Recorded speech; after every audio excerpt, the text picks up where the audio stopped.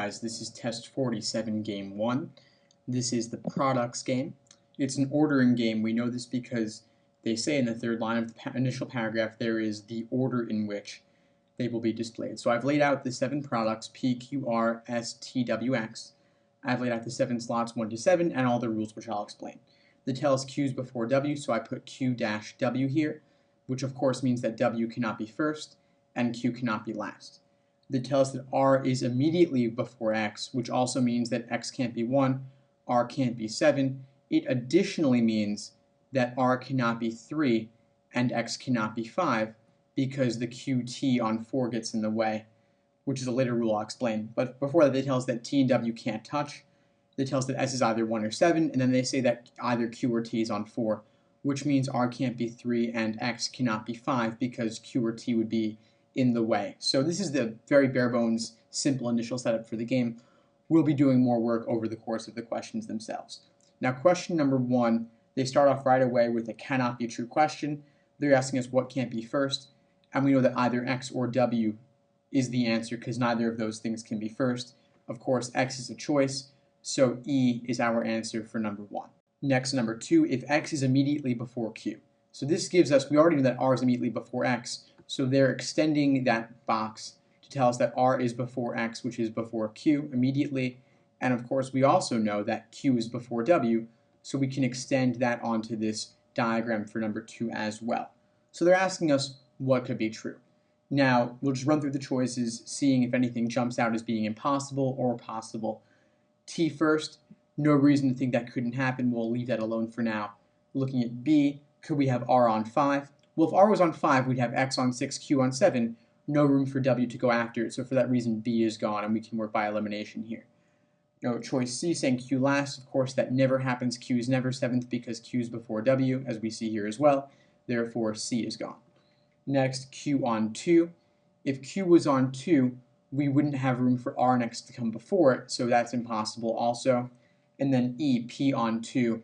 If we, it might seem okay at first, but if we were to put P on 2, we would have no room for the RXQ thing, given that either Q or T is 4th. So obviously Q can't be on 4 because then we couldn't fit R and X going consecutively before it, so we'd have to put T on 4, and then we end up with, RXQ on 5, 6, 7, and no room for W to come after it. So therefore, P on 2 is actually impossible as well, leaving A by elimination for number 2. Next, number 3, if P was on 2, then what could be third? So P on 2, of course we no longer have the RXQ thing now, just RX consecutive and Q before W. So P on 2 doesn't give us a really clear starting point because there are no rules regarding P. It's ambiguous. So we could make 2 different diagrams, one with Q on 4 and one with T on 4. So I'll draw both of those here. So I have P on 2 with T on 4 and then P on 2 with Q on 4. Now, we've got, RX consecutively coming later, so we don't really know exactly how that's going to play out. Within each diagram, we could have RX on 5, 6, or RX on 6, 7. So I'm going to draw out both of those possibilities within each of these possibilities here. So one of them, I'll put RX on 5, 6, the other RX on 6, 7.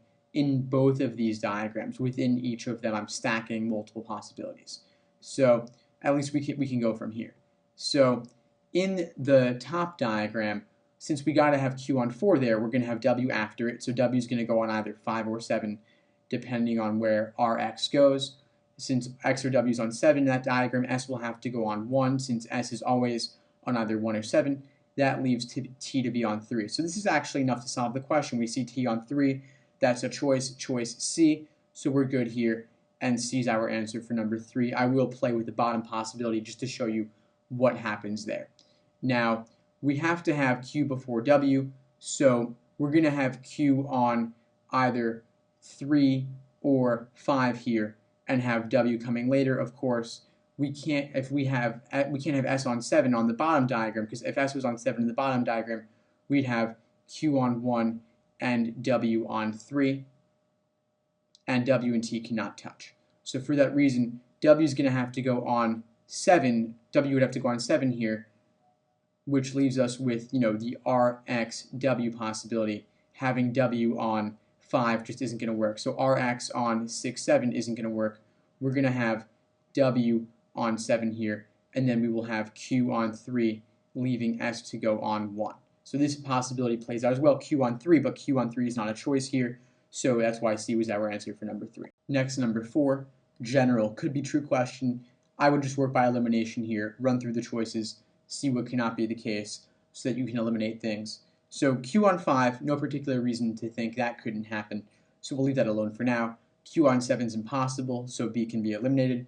R on 3, we've never seen it before.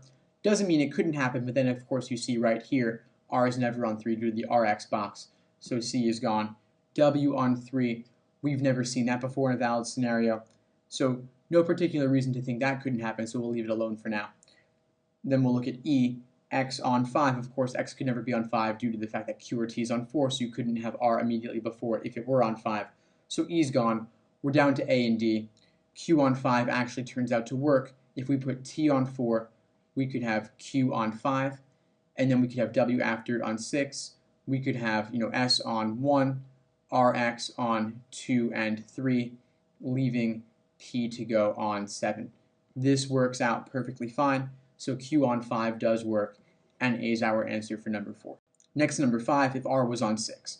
So I'm going to throw R down on 6. Of course, that forces X to go on 7, and then that's forcing S to go on 1.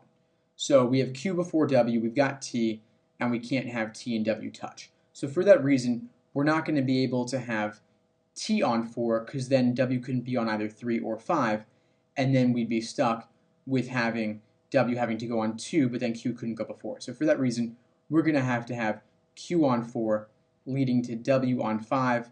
T and P are interchangeable now on 2 and 3, either T2, P3, or we have P on 2 and T on 3. Either one works out fine. So for that reason, what must be fifth? Well, W ends up on 5, and so W is our answer, choice D for number 5. The question stem is explicitly telling us that when R is on 6, whatever ends up on 5 has to be there, because one particular letter has to be on 5.